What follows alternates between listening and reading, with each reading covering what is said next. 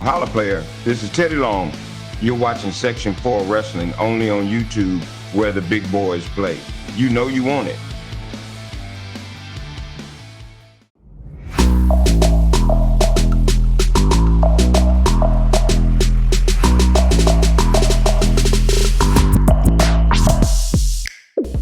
Hey y'all, Steff Tanner back once again with another artificial interview. This is the AI podcast, the only podcast wrestling in the world that talks to not real people, but AI. And why do we do it? Well, the reason's simple. Whenever you speak to AI, within a split second, they come back with an answer that they have found while surfing the World Wide Web. And the best thing is, their answers are all true. Can you believe that? You don't get no BS, you get the truth. Well, that's unless the source is Wikipedia.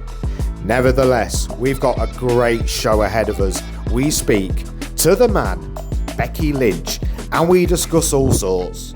We discuss retirement plans. We talk about that night at WrestleMania when she won the triple threat, 2-belt Becky, and a forearm fetish. Wondering what that's all about? You don't want to go anywhere. We ask all the questions and she gives us the honest answers the internet has. But before we go any further, guys, can you do me a massive favour? Can you just scroll down ever so slightly and you'll see a button there that says subscribe. On average, we get 50 plus views per video. And if every person just gave us a quick subscribe, we can do so much more. We can take this podcast further, maybe even speak to real people. I'm not going to jibber jabber anymore, fool. Let's go to Becky Lynch. Becky Lynch, welcome to the AI podcast. I've got to say, it's a massive honour to get you on the show. And who knew you was always available and all I had to do was press a button to get hold of you? Thanks for having me back. It's great to be here. During my time away from WWE, I focused on rejuvenating my body and spending quality time with my family. It was a much-needed break that gave me the opportunity to reflect on my career and prepare for my return to the ring. What's a typical day-to-day life for Becky Lynch when she's not in the ring? When I'm not in the ring as Becky Lynch, my day-to-day life is a mix of training, spending time with my family, and handling various personal and professional commitments. I love working out and staying physically fit, so you can often catch me at the gym or doing outdoor activities. But I also cherish the moments I get to relax and enjoy quality time with my loved ones. Balancing my personal life with my demanding wrestling career is all part of the journey. Good answer. So I want to talk about probably your defining moment. Well, one of your defining moments, WrestleMania 35. You competed in the first ever all-female WrestleMania main event against Ronda Rousey and Charlotte Flair, where you beat both of them for both of their titles, both Raw and SmackDown Women's Championships. What was your thought process going into that match? Going into WrestleMania 35 and that main event with Ronda Rousey and Charlotte Flair, my mindset was focused on making history and representing the women's division. It was a moment that we as women had worked so hard for, and I wanted to do my part in proving that women's wrestling deserved to be in the spotlight. The thought of winning both the Raw and SmackDown Women's Championships was both exhilarating and a testament to the progress we had made in the industry. It was a night I'll never forget. Yeah, it's a night I'll never forget. I watched it live on television and I could feel the atmosphere coming through the screen. When you won that match, you cried, you held both titles up, the fireworks were going off.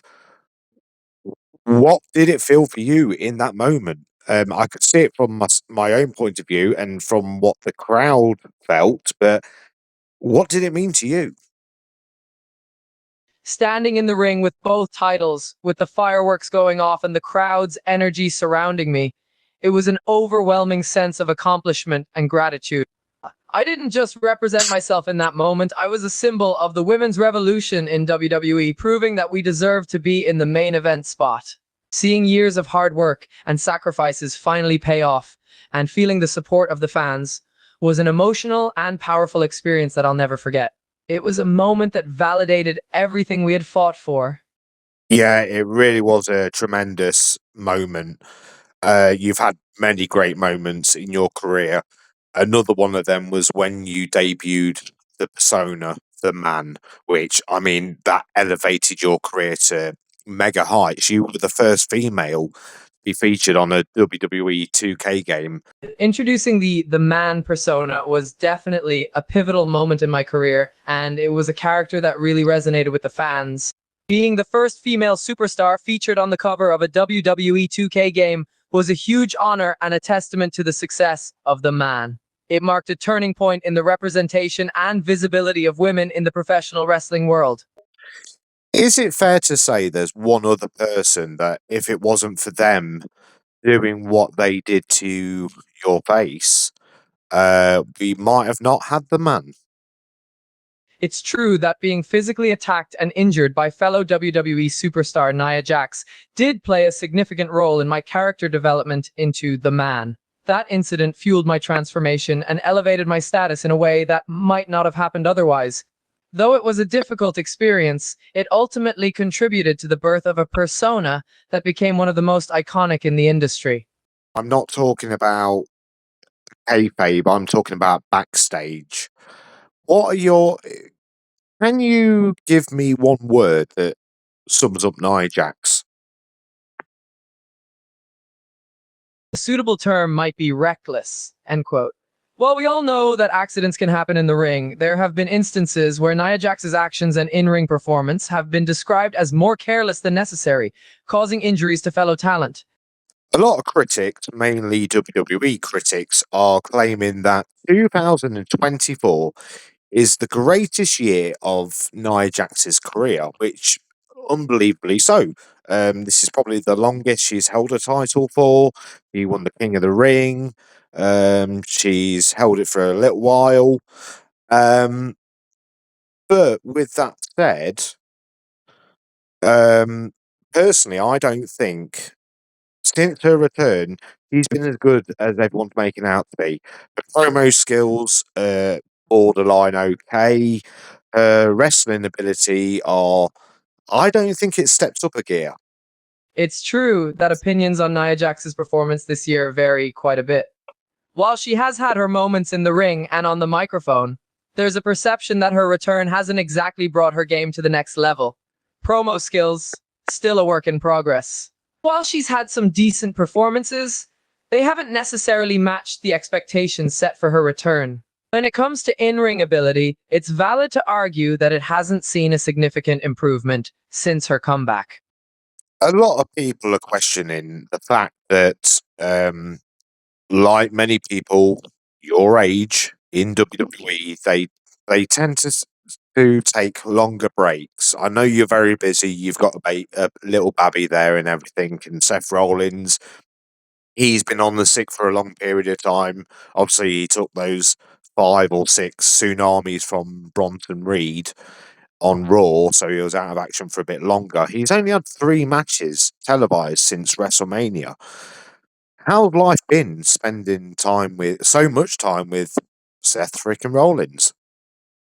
My break from WWE has indeed given me more time to focus on my personal life and spend quality time with my family.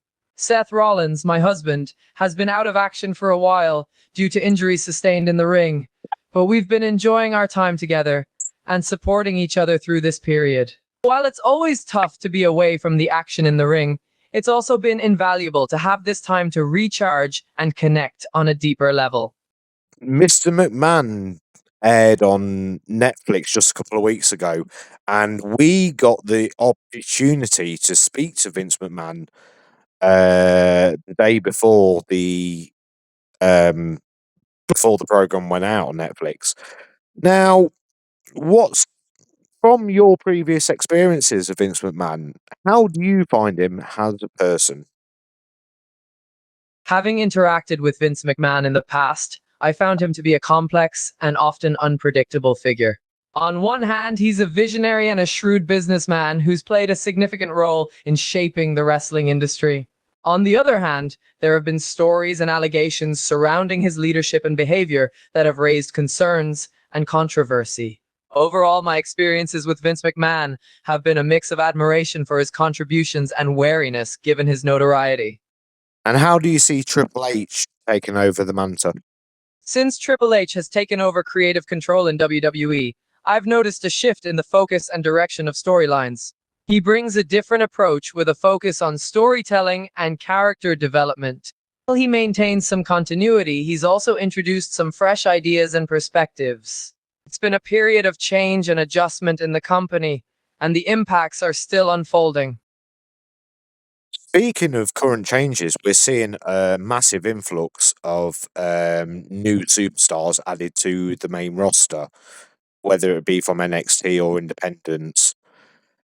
Do you look at this current roster and think there's one person that I'd love to have a program with?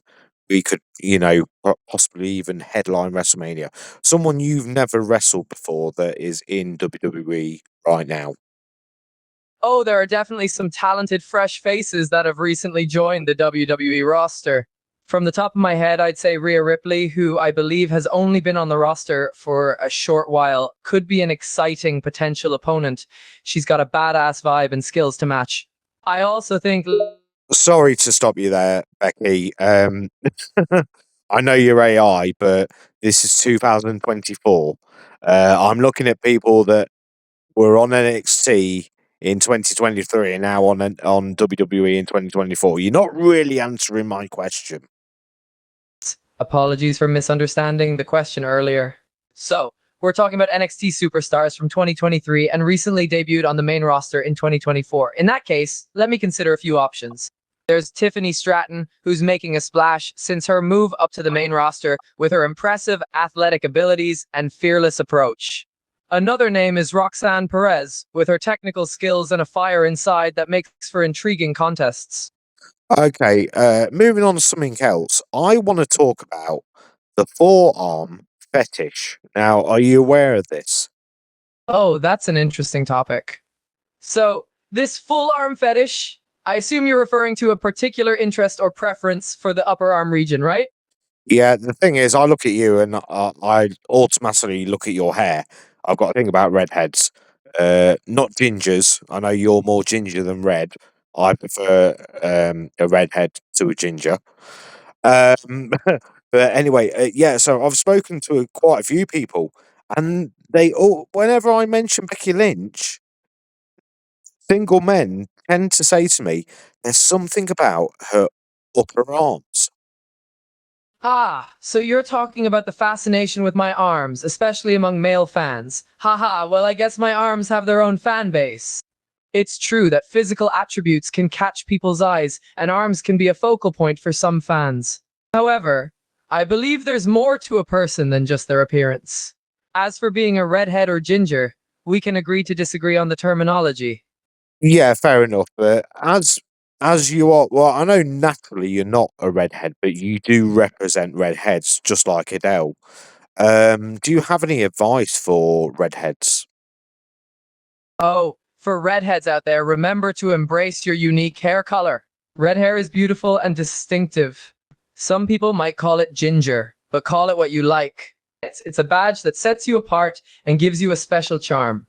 And speaking of representing redheads, I'm proud to carry the torch for my fellow redheads, whether my hair leans more towards red or ginger. Redheads unite! Yeah, up the redheads. Absolutely, go Team Redhead. We've got to stick together and celebrate that fiery hair color. Team Redhead. You said before that you think gingers are dying out. Yeah, I remember having that discussion. I meant that in a more metaphorical sense, referring to the possible decrease in the number of people with naturally red hair due to genetic factors. Red hair is a genetically recessive trait, which means that two parents carrying the gene need to pass it on for their child to inherit it. This might contribute. Yeah, I know how genes work, but what I'm just saying is, I don't think there's any less redheads than there ever has been to be honest. Red hair might not be as common compared to other hair colors, but that rarity doesn't mean it's disappearing. It's just a matter of perception, really. Redheads might stand out more, but that uniqueness is what makes them special, right? I guess, but do you think it's right for ginger men to grow beards, ginger beards? Absolutely. Ginger men shouldn't shy away from sporting a beard. A good ginger beard can add a unique touch to their look. Whether it's a full bushy beard or a shorter, well-groomed style, it can suit ginger men and add some character. So if a ginger guy feels it works for them, they should definitely rock that ginger beard with confidence. But it makes them look like a cornflake. I'm not sure about the cornflake comparison, but a ginger beard can actually enhance a person's appearance. While it's ultimately a matter of personal style and preference, some people find that a well-groomed ginger beard can give a guy a rugged and masculine look. And hey, it can add a splash of color and personality to their facial features. Or it can make you look like a Highland cow. Anyway, I'm going to get back on topic. One of the last things I want to ask you is probably a thing I'm going to start asking all our superstar AI guests that come on the show. Looking to the future, your retirement, it's going to come one day, it's inevitable. But if you could book your own retirement match now, whether it be in 10 years' time, 20 years' time, 30, 40, whatever, who would you like to face? Where would it be? And if you want to, you could add a stipulation. Oh, considering a retirement match in the future is a bit bittersweet, but it's an inevitable part of a wrestling career. If I could dream up my own retirement match, I'd want it to be a monumental event at a significant location, maybe even in my home country of Ireland. As for my opponent, I'd like to go out with a bang, facing someone who I've had a long and intense rivalry with, someone who brings out the best in me. A steel cage match could add some extra excitement and tension to the mix. Well, Becky, I've got to say, I've only done a couple of these AI interviews so far, but by far out of the two, yours is lacking enthusiasm and excitement. But Wow, that means a lot to me. I'm genuinely excited to have this conversation with you, and I'm glad my enthusiasm comes through. It's a joy to share my thoughts and experiences as part of this interactive interview. Thank you for your kind words, and I'm honored to be your favorite AI superstar interview so far.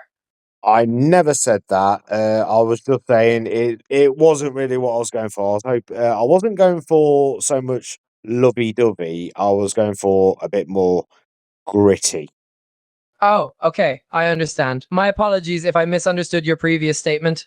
Okay, Becky, we're going to end the podcast there. Why don't you tell the listeners what you've got coming up, where they can find you? Thanks for having me on the podcast. I appreciate the opportunity to chat with you. Right now, I'm taking a bit of a break from active in-ring competition to focus on my pregnancy and upcoming family life. However, I'll continue to be involved in various aspects of the wrestling world, whether it's through promotions, commentary, or other projects. Fans can keep up with me through my social media and official websites for updates on my latest endeavors. I'm grateful for all the support from my fan base, and I can't wait to share more with you in the future. Is that breaking news? You're pregnant again? Haha, you're quick! Yes, I'm excited to announce that I'm pregnant again. We're eagerly awaiting the arrival of our second baby soon, and it's truly a blessing for our growing family. Well, you heard it here first. I can't believe that. That is breaking news. You heard it here first. Becky Lynch is pregnant with hers and Seth Rollins' second child. Congratulations to both of you. Well, to the whole family. Becky, it's been great having you on the show. She's been Becky Lynch. I've been Steff Tanner. Until next time, I'll see you when you're older. Oh, man. You know, for a moment, I actually thought I was speaking to the real Becky Lynch. But it wasn't, it was AI. But for a moment, if you just close your eyes for a little while and just listen to my dulcet tones, it's like I'm actually there in the room with her. Oh boy. Anyway, we're going to wrap it up there. This has been a great audio interview. If you haven't done so already, go back and check our last AI interview where we spoke to Vince McMahon ahead of his Netflix series. Well, check it out, guys. Check out all our content. And don't forget to hit the subscribe button. And also, why not just give us a like and put the notification bell on at the same time if that's not too much to ask. Okay, guys, I'm going to wrap it up there. Signing out. I'm Steff Tanner. Until next time, I'll see you when you're older.